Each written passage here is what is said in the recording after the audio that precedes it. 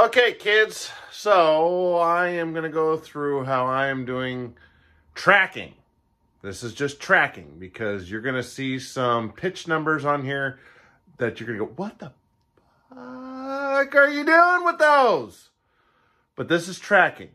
So on this one, it's a Roban 700 size Bell 407. This is the one I just had that had the rotor heads swapped out from the EC135. This one's way off. So I'm going to show you how I did it eventually. Yeah. We'll get there. Okay, so the first thing I'm doing is I am lining up my blades with the bolts. And I have everything on. I'm in manual mode on the NASA. And what I'm doing is, when I first start out, I get, let's see if I can show this to you. So I get the blade bolts, they're right there.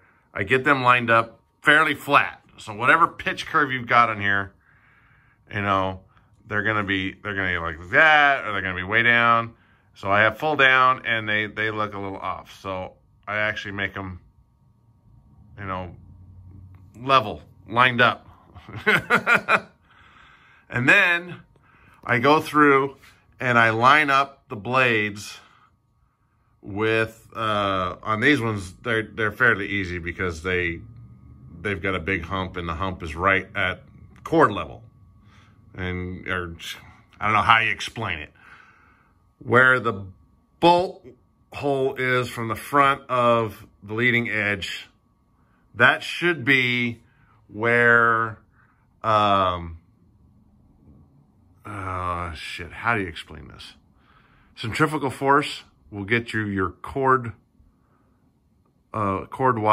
center of gravity.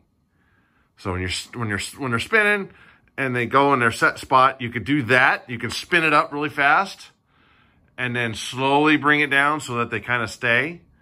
That'll get you your chord-wise lead lag. God, anyway, I lined this shit up. All right, now that I've got my blades on their lead lag as much as possible, then I've got this set up so it's fairly level.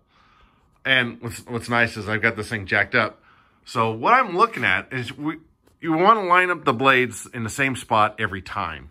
Every time we rotate around to another blade, we want to hit the same spot every time so that we know, okay, everything is 4.5 degrees at this spot on set on, you know, the particular pitch setting and all that good stuff. I'm hitting the same spot. So what I'm doing, so this is my angle. So you can see the, I've got the tail rotor back there. That's the vertical. And I'm lining it up, and I'm using my garage. And I'm putting the blade right on the other side of that silver spot over there. You see it right there? Right there. So that's my spot. I've got a reference point on the helicopter. It's not moving. Reference point on the wall on the other side. And I know exactly where my blade should be whenever I am rotating it around from blade 1, 2, 3, 4. I'm hitting the same spot every time. There you go. There's the next step. I don't know. This may not even go in order. Who knows? All right. This is my electronic pitch gauge, whatever it is. So I need to zero it out on the mechanics because the helicopter could be sitting cockeyed. This has a lot of play in it. So on the 407, I have the motor is pretty flat. So fortunately, everything comes out almost fucking zero. But you can go in on these and they have a zero. Put it on there, zero it out so it has a zero mark real close as it's going. It's wiggling around a little bit. That is pretty damn close. Now you see I'm using it upside down. It still works. It's just going to be in a negative. It'll just show a negative number. But hey, once you get to using it, you'll understand how it's going to go. All right, now I've got my electronic pitch gauge, and I'm putting it in the same spot every time. So all of my blades have this little red spot. You know, they all have the things. So that is a good reference point. I just slip it on there and go on and put it on there. So, yeah, you can see these are a damn near a flat bottom blade sitting in here. So they don't sit in the pitch gauge accurately. So this is not negative 3.7. It's actually, it might be. Who knows? So I'm going to show you how I actually get an accurate pitch on these flat bottom blades to give me a better idea of where my hover point is. Because for scale, I set my stuff up for 5 degrees of pitch at mid stick. A linear curve on the pitch curve, and I'm shooting for 5 at mid stick. So on my new DS16, I'm actually in my servo setup menu on my on here, so that I can find exact pitch mid stick. So I'm going right there. Oh, I'm too far. Come back down. Okay, no. Right there. Ah, fucking 0. Perfect. So there is my mid stick. So we go from there. So it is not 10.2 degrees at mid stick. I'm going to try to show you what it actually is closer to by putting this pitch gauge on the bottom side of the flat bottom blade. Well, let me see if I can do it. Lined up as close as I can. So I'm going to come underneath here and kind of in the same spot. If you might have to adjust, see, like I've got tape, balancing tape underneath here, and you might have one, you know, right where you would normally be for the red stop. So I got some on here. It's really long. It comes way past that. So you might have to adjust, but you want to get in the same spot every time. So how I'm going to try to do this, I'm doing this one-handed. I'm going to put it on here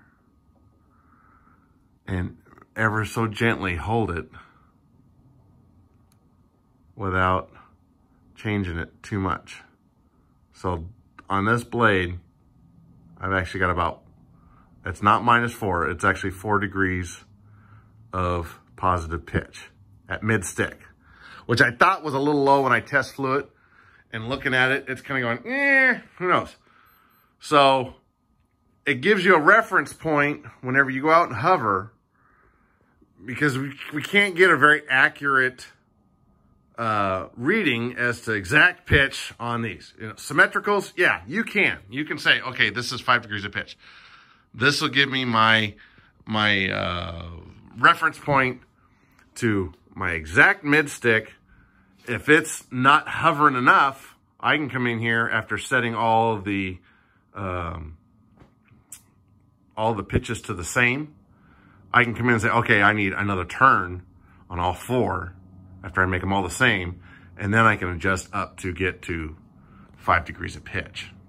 Yeah, we'll see. Okay, so this is my number 1 blade.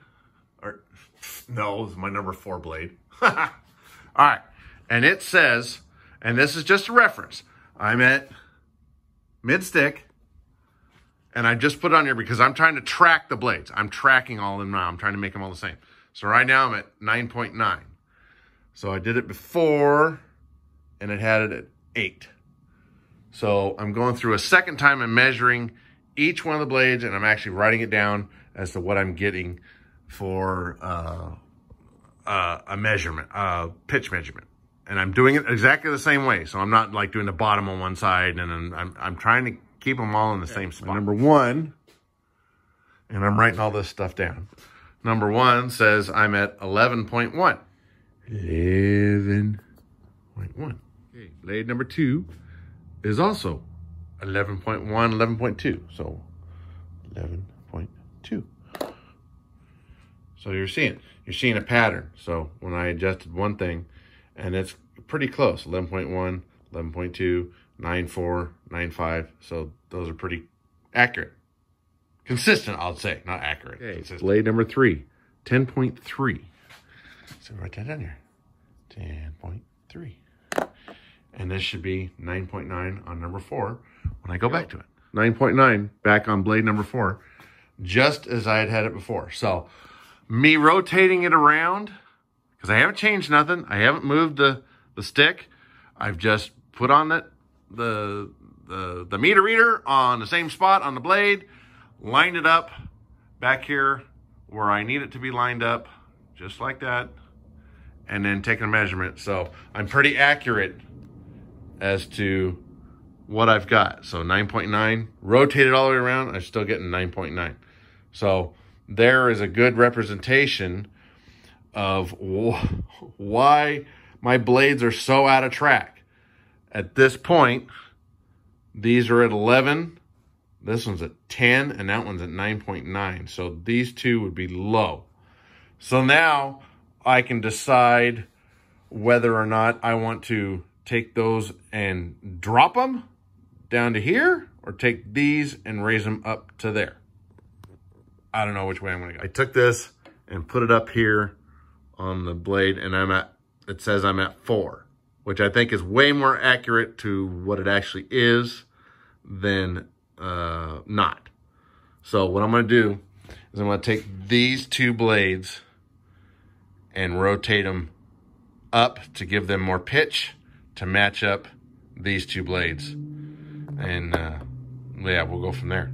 Okay, so I'm doing blade 3 and blade 4. So I did blade 4 first, backed it up, and I'm actually rotating, popping off the link, and I'm actually extending it one complete turn, or 2 half turns, however you want to do it.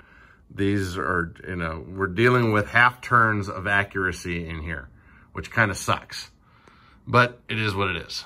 Okay, I adjusted those 2 blades up, 3 and 4.